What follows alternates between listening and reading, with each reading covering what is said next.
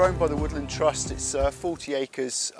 It's mainly oak trees. It's mainly also ancient woodland. It's also classed as Atlantic rainforest, which is quite a rare habitat. And yeah, we've been given the opportunity to be able to take people here and give them an experience in that ancient woodland.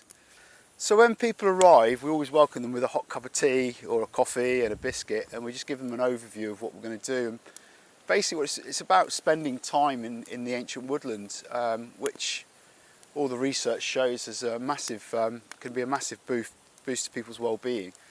We do a mix of activities. The programme's 4 single days, and we do a blend of green woodcraft, bushcraft, nature immersion activities and some conservation work as well. So green woodcraft would be things like making the butter knife, ladles, or spatulas rather, and also making other things. It might be carving, whittling a walking stick.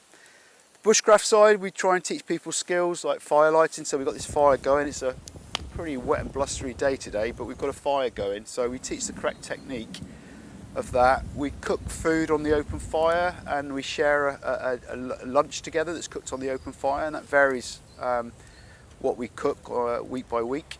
And yeah, we'll do some walking around the woods, and what we're trying to do is engage the senses. So try and encourage people to listen, smell, touch, feel, and just really take the time to notice what's around them.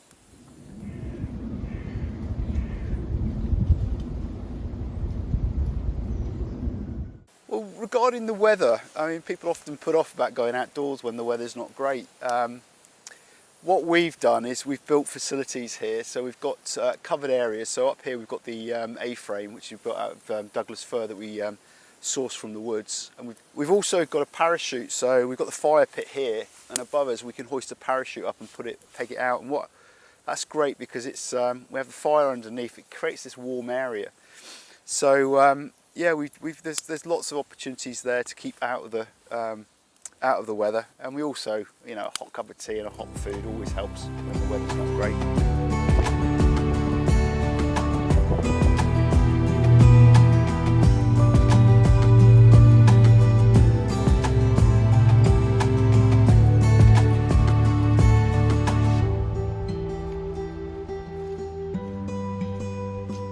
So this is the river camp.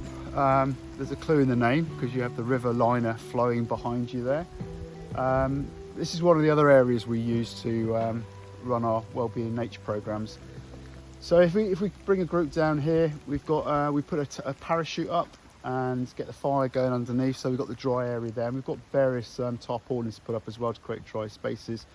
And this is great because you're right by the river, so you've got that in the background, and you're further away from the road and any sort of civilization really, and it's got a real wild feel to it. Over the summer, we'll also, in between times, we've got a charcoal maker there, and we make our own charcoal, and we'll often use that to cook on when we've got groups down here, because it's brilliant for barbecuing the old sausages. So yeah, this is one of the other areas we've got. Our program's built around well-being, and there's a lot of research around about what makes for good well-being, and we want people to have connected with each other, to connected with nature. We want people to notice where they are and what they're doing. So whether it's lighting a fire or it's on the shave horses making something. We want people to learn stuff, you know, in a fun way. So keeping learning is really important. There's a level of activity. You know, we do a bit of walking through the woods when we go journeying, and when we do sort of mindful walks. And there's a level of giving as well. So when we do the conservation work, we might do some tree planting. There's a level of giving back to nature. But I think all through the day, we encourage people to help each other. And there's a level of giving to each other as well, of support. And the takeaway really is to come and have really good days in the woods engaging with nature. And that is a massive boost to your well-being.